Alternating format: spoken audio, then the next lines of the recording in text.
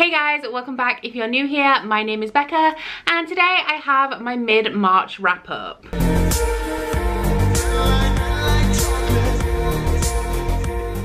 Now, if you are unfamiliar with my mid-month wrap-ups, these do not contain my reading stats for the month. All that good stuff will come in my full wrap-up at the end of the month, but this is just my reviews of the books that I've read so far at this point in March. Now, March has been an extremely good reading month for me so far. I have read 7 books in total and I'm filming this on the 13th. However, when I run through the books that I read at the beginning of March, you will see how I managed to read them so quickly. We have a graphic novel, we have some manga, and we have a ton of contemporary. I'm now reading some high fantasy, so I expect that my reading is going to slow down a little bit towards the end of the month. However, at this point, I have 7 books to review for you guys, so let's get into it. So I have to admit, the first book that I finished in March, I did mostly read in February, and that was Crooky Kingdom by Leigh Bardugo. I did read this with Jade from JD Ray Reads. We have buddy read the entire Grishaverse. We only have King of Scars to go now, and I know that this was a big moment when we finished this book because we have said that we will read it for a very long time. Now, Crooky Kingdom is the second book in the Six of Crows duology. I do believe that that is soon to become a trilogy over the next couple of years, but at the time of original publication it was intended to be a duology, and this wrapped up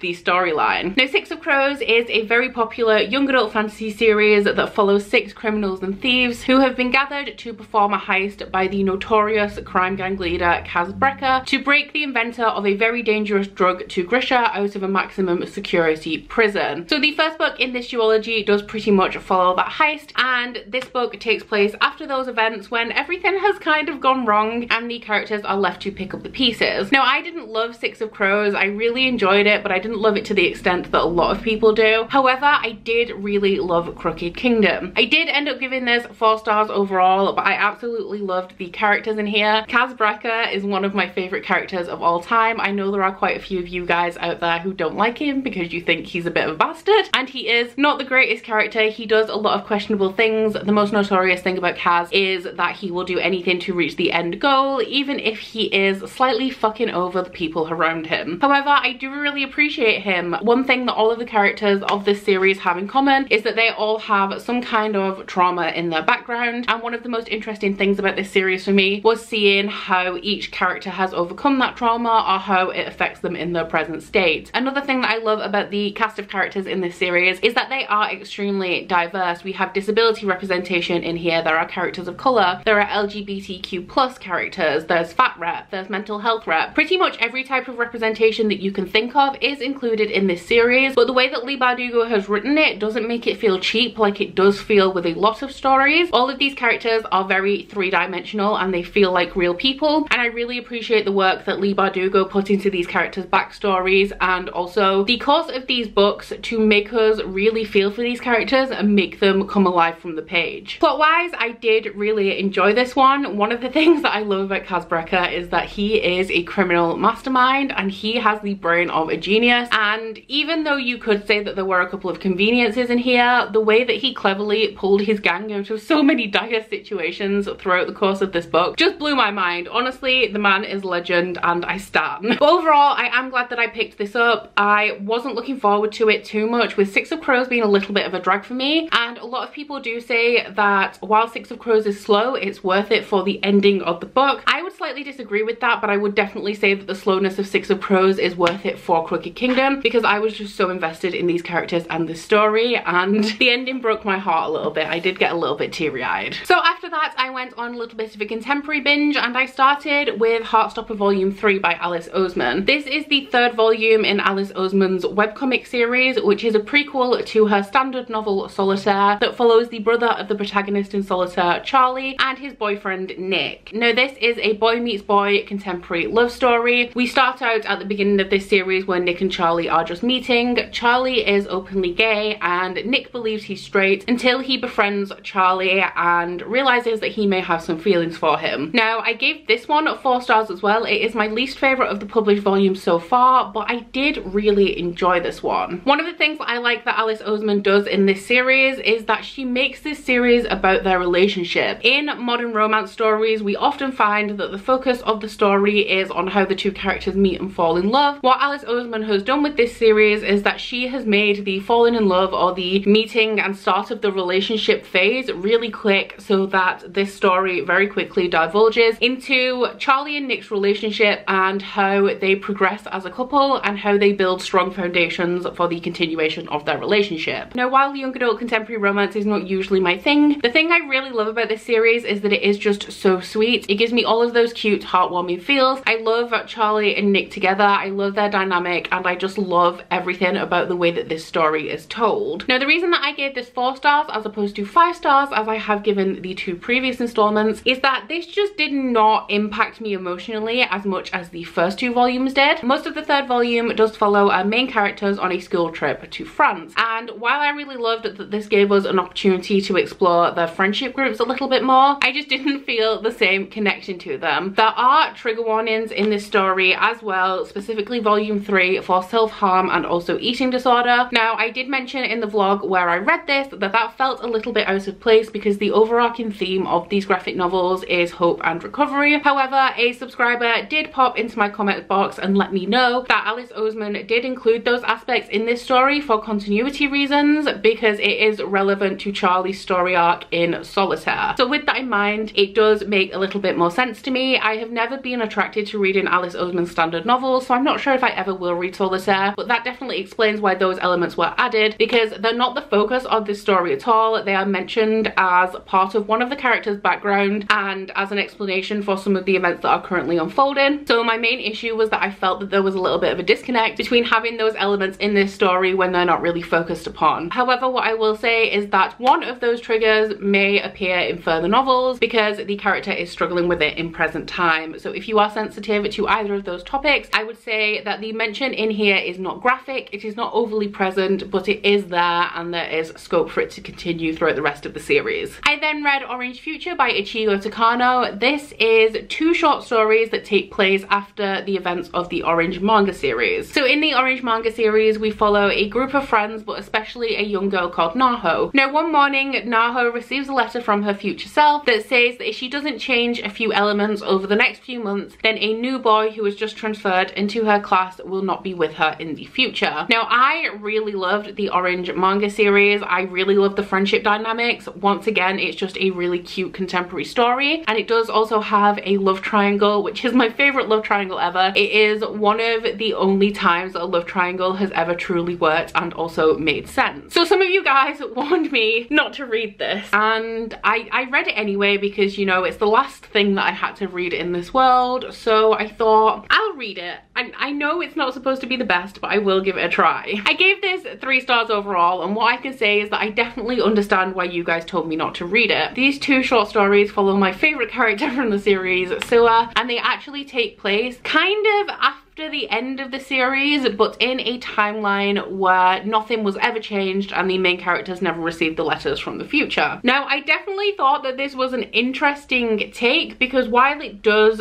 make us understand how the characters in the original volume got from being teenagers to the point where they are these adults that are sending letters back to the past. However, I don't feel like that is the most interesting futuristic story that we could have told in this world. I would definitely have been more interested in finding out what happened in the future of the timeline that was altered, because even though we don't get the in-between bit of the unaltered timeline, we know where the characters are at the start as teenagers and we know where they are as adults. After the timeline has been altered, we have no idea where those characters end up in adulthood, and I definitely would have liked to have seen that, to see the parallels between where they actually ended up in the original timeline and where they ended up when things were altered. However, that was not really the reason that I gave this such a low rating in comparison to the core volumes of this series. The main character of this, Suwa, the way he was doing things was a little bit weird. It didn't sit right with me, and I appreciated the moral of the story. I appreciated the end point for the characters by the time I got to the end of this. I just did not understand any of the thought processes going on throughout the course of this novel. I didn't understand why Suwa was behaving like that. That's pretty much all I can say about it. I just didn't understand the character motivations. It was very bizarre, and I mean, I'm glad that I did read it, but I definitely understand why you guys told me to skip it. So I then binge read 3 Colleen Hoover books back to back, starting with Ugly fully love. Now, this one follows Tate and Miles over 2 timelines. We have a timeline from each of their perspectives. The present timeline is being narrated by Tate, who has just moved in with her brother for a little while she completes med school, and across the hall lives Miles. Now, Tate and Miles do not really get on, but they do have this magnetic attraction, so they decide to start a casual sex relationship because Miles doesn't believe in love and Tate does not have time for it. Now, I did find this synopsis a little bit misleading because straight from the off it is clear that Tate's issue is not that she doesn't have time for love. She goes into this casual sex relationship knowing full well that Miles does not want a relationship, and he reiterates this several times throughout the novel, but she believes that if she only perseveres and stays with him long enough, he will change his mind and fall madly in love with her. As this story is progressing and their relationship is continuing, you do see them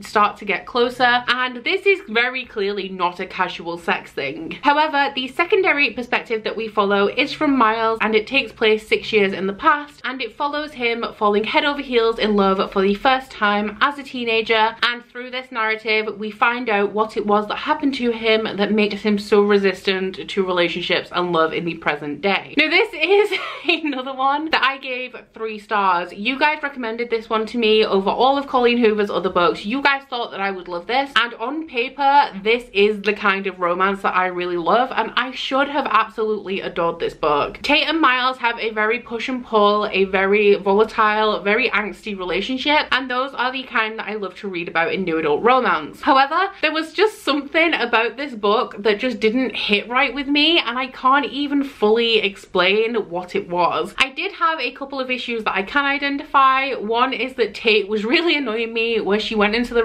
relationship expecting more than casual sex, and I just wanted her to grow a backbone a little bit, you know? She was very submissive to Miles. She never told him no. She never told him that this relationship wasn't working for her, and even when they did have an argument, there was just not enough cool down time before they were drawn back together, and I just wanted her to sit it out for a little while and wait for him to come to his senses and come running back to her. I also had an issue with Miles because he was just so set on this mindset that he had, and as I said, very quickly throughout the course of this novel you do see them growing closer, and he just has this rock solid mindset that he will not fall in love with her, to the point where this is progressing like a standard romance, and the only thing that's making it not a relationship is him just saying that it is. And I understand that that was to build tension and to make the reader see that these characters are actually perfect for each other and that eventually everything will come together. It was just frustrating because he was being so contradictory. The only other thing that I can definitely pinpoint that I disliked about this book was the chapters from Miles's perspective.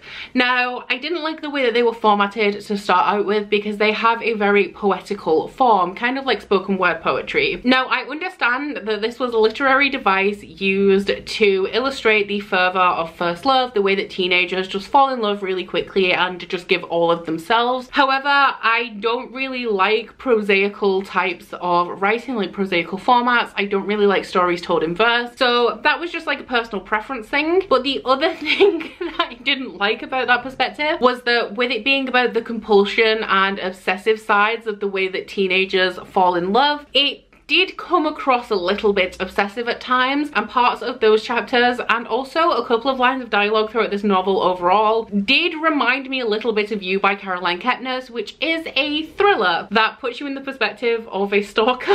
That's not really the vibe you want to get when you're reading a new adult romance. Don't get me wrong, I absolutely love You by Caroline Kepnes, but the tone of the books are very different. Yeah, for some reason this book just didn't sit right with me. I did really enjoy it. I liked the type of romance in here. It has a lot of the things about Colleen Hoover that I really love. The addictive writing, the compulsive storyline. It was just the characters in this one that I didn't really love. So after that, I read the first book and the novella in the Maybe series by Colleen Hoover. Now, the first book is called Maybe Someday, and this follows Sydney and Rich. Now, Sydney is living her best life. She is in college and she lives with her roommates, who is also her best friend, and she has a boyfriend of 2 years. Now, right at the beginning of this story, Sydney has started going out onto the balcony in the complex where she lives because there is a boy across the complex who comes out onto his balcony at 8 p.m. every night and plays guitar. Sydney is a music major, she really likes his music, and without knowing it, she does start making up lyrics to his songs. Now the boy across the way does notice this, and one day he gives her his number and asks her to text him the lyrics because his brother is in a band and he does usually write the songs for the band. However, he is suffering with writer's block. Now while this is going on, Sydney does find out that her boyfriend has been cheating on her with her roommate, and obviously she breaks up with him. She will not live with her roommate anymore, and that leaves her with nowhere to go. So naturally she does move into the spare room in Ridge's apartment. So the whole theme of this book is maybe someday. Both of these characters are not in a position to start a relationship. Ridge has a girlfriend of 5 years and Sydney has just had a very bad breakup and her life is really all over the place right now. However, both of these characters do love music, and so through the process of writing music together, they do grow very close. Now, I gave this one 4 stars. It is a different romance to the typical kinds of ones that I love. So I would say that the type of romance in this one was not my favorite, which is why it got 4 stars and not 5. But I did really love the characters of Sydney and Ridge in this one. Their personalities were very sweet. It is a much sweeter kind of romance than I usually like. And while I'm not super into music, so stories about music don't really interest me, I did really enjoy just watching everything unfold in that book. It did also have a really strong cast of side characters because not only do Ridge and Sydney live in that apartment, we also have Warren and Bridget. Bridget is a bit of a bitch and is very aggressive, and Warren is a little bit of a fuckboy. I really loved the dynamic that they added to the story. I am going to put a content warning for this book right in the bottom of my description box. While it is dependent on your own life experiences, I would not necessarily classify it as a trigger, but this book does have a big theme that I know a lot of people really don't like to read about, which is perfectly understandable. It is not something that personally bothers me, but I do know that there are quite a few of you guys who just will not read a romance that has this theme in it. So I will pop that down there if you guys want to check it out, but I don't want to disclose it here in case it spoils anything for the book. This book does also have deaf representation, which is something that I definitely did not expect going into it, but I appreciate how it was dealt with in the novel. I personally do not know anybody who is hearing impaired or deaf, so I cannot say how accurate that representation is from me as somebody who is fully able to hear. I did find a couple of aspects about that a little bit unbelievable, but like I said, I do not know anybody who comes from that background, so I'm not able to say whether those aspects were actually realistic or not. But overall, I don't have too much to say about this. It was pretty sweet. It wasn't as compelling as I usually find Colleen Hoover books, but I did enjoy the story and I did enjoy the characters. So after that, I did read the novella in the Maybe series, which is called Maybe Not, and this follows the characters of Bridget and Warren that I mentioned earlier. Now, as I said, Bridget is a little bit of a bitch, Warren is a little bit of a fuckboy, and this novella does start prior to the beginning of Maybe Someday, but it does overlap with the storyline a little bit. Now, this is the romance of Warren and Bridget. They have a very volatile relationship in that they are usually hurling insults at each other because Bridget is just not easy to get on with, and Warren doesn't like her at first, but you know, animal magnetism, raw sexual chemistry, whatever you want to call it. And pretty much their entire relationship, as we know from Maybe Someday, is that they argue all day and then they bang all night. Now, I did give this novella 4 stars because I do really like the relationship dynamic. I like reading about more volatile relationships, and they definitely had this. I would say that there were maybe a few issues with consent in this book, not in a very unhealthy way, I would say, but in a way that if you do not like reading about dominant male sexual partners and you don't like the element of a female character with a little bit of a loss of control when you're reading romance, then this will probably not be for you. But I really enjoyed it. It was just a very short 150-page romance. I thought it was done really well, really liked their relationship, and I gave it 4 stars. So after reading all that contemporary romance, my need for the genre was finally satisfied, so I moved back to my sci-fi and fantasy, and I continued reading Aurora Rising, which is a book that I should have read in February. This was on my February Bookopoly TBR. However, I was in a little bit of a slump, so I only managed to read 100 pages before I put it down to ride out this romance wave that I very much needed. So this is a young adult science fiction story. J. Kristoff is one of my favorite authors. I love the Illuminate files, which I wrapped up I think last month. I read Obsidio, or possibly January, and I was very excited to read the first book book in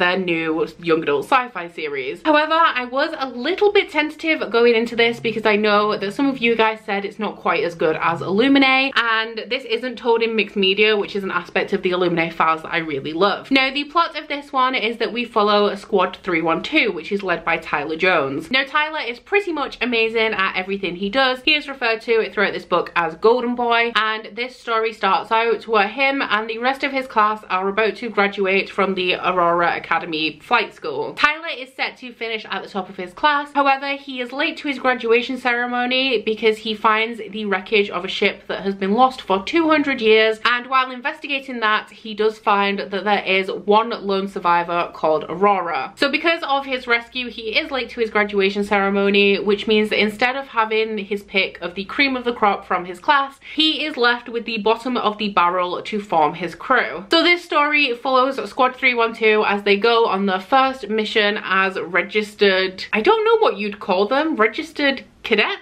Registered soldiers, because they do all have a specific function. Like Tyler is the leader, we have a tech specialist, we have a med specialist, a mechanic, there's also the tank, which is essentially the security, and also somebody in charge of negotiations. So as Squad 312 head out on their first mission, they find out that the girl that Tyler rescued, Aurora, has actually stowed away on their ship because she is in grave danger. It very quickly becomes apparent that Aurora has some special skills that even she wasn't aware that she had, and this throws everything into chaos, and before they know it, Tyler and the Squad of 312 are known fugitives on the run from intergalactic law enforcement. So you guys told me that this was like a campy space opera, and I would definitely agree with that. However, when you guys told me it was campy, I automatically didn't think that this book was going to be as good as it was. I did give this one 4 stars. I absolutely loved it. I love every single character in this book. If you are familiar with Jay Kristoff and Amy Kaufman from the Illuminate files, then this book definitely has a very similar vibe. I will say that it is very reminiscent of the Illuminate files. You can see that they have reused certain writing devices, certain tropes. Some of the characters are quite similar to some of the characters from the Illuminate group. If you do really love the Illuminate files and you just kind of want more of the same, you want a fun sci-fi story with a great cast of characters, then this book definitely delivers on that. My favorite character in this book is obviously Cal, who is known as the hot space elf. I mean, how could I resist? This book completely took me by surprise because not only does it have hot space elves, it also has mating bonds. And if you guys have been here a while, you know that those are 2 of my favorite things to read about. I've never read about them in a sci-fi setting before, but it worked and I really enjoyed it. This book was also extremely easy to read. It was very fast paced and it hit me right at the end with some emotional impact that I was not expecting from this book. This novel climaxes with such a ride or die, like symphonies playing in the background, cinematic kind of moment that I was not expecting. It just ripped my heart from its chest. I was definitely expecting Jay Kristoff and Amy Kaufman to be playing it a little bit safer than they did throughout this novel, similar to the Illuminate files. However, this one definitely had some emotional impact. There is definitely scope for that emotional impact to be altered in the sequels, but the way that this book left off, I was a little bit shook and I need more. I've requested a proof of Aurora Bird and I requested it last night. This morning I did find out that I have been approved, so you can bet that I will be reading that as soon as possible and bringing you a review of it, because this book was just everything I wanted and more. It's pulled me out of my romance kick back into my sci-fi and fantasy comfort zone. Something that this book did also include as well that is something that I really like in stories. I know a lot of people don't like this, but the authors do reference their other work. There are a couple of references in here, not only to the Illuminate files, but also to the Nevernight series, which is one of my favorite series ever. I think right at the beginning of this, there is a plague called the Atrean Plague. Atrea is the country where Nevernight takes place. I know it's not for everyone because some people find it quite jarring and it pulls them out of the story, but I tend to like references like that, especially because when I find an author I like, I do tend to read all of their work and it feels like a nice little Easter egg for the fans, which I definitely appreciate. But overall, this was solid, 4 stars, really loved it. More of the same from Jay Kristoff and Amy Kaufman, and I'm sad that I ever doubted it. I'm sad that I did not have faith in them because I should have known I would love this. Okay, so that is it for my mid-month wrap-up. Those were the 7 books that I have read in the first half of the month. I don't think I'm going to read another 7 books this month. I think it will be maybe 3 to 5 because I am heading into high fantasy territory again. But I definitely enjoyed having a bit of a palette cleanse with all of the romance throughout the beginning of March. And you can bet your girl is back to normal. So if you've been tired of me just going on about romance all the time, it's fine. I'm back. I just needed a little bit of a break. But that is about it for this video. So please let me know if you have read any of the books that I've talked about today and what you thought of them. Please also don't forget to like this video if you liked it and subscribe if you want to. And if you head into my description box, you'll find a link to my Goodreads, Instagram and Twitter if you'd like to follow me on any of those, as well as a link to my Bookish body butter and candle website, the Instagram for that, and a 10% off discount code. But that's it from me today, guys. Bye! Oh, you bite your friend like chocolate. You say you'll go where nobody knows, with guns hidden under our petticoats. We're never gonna quit it, no, we're never gonna quit it, no.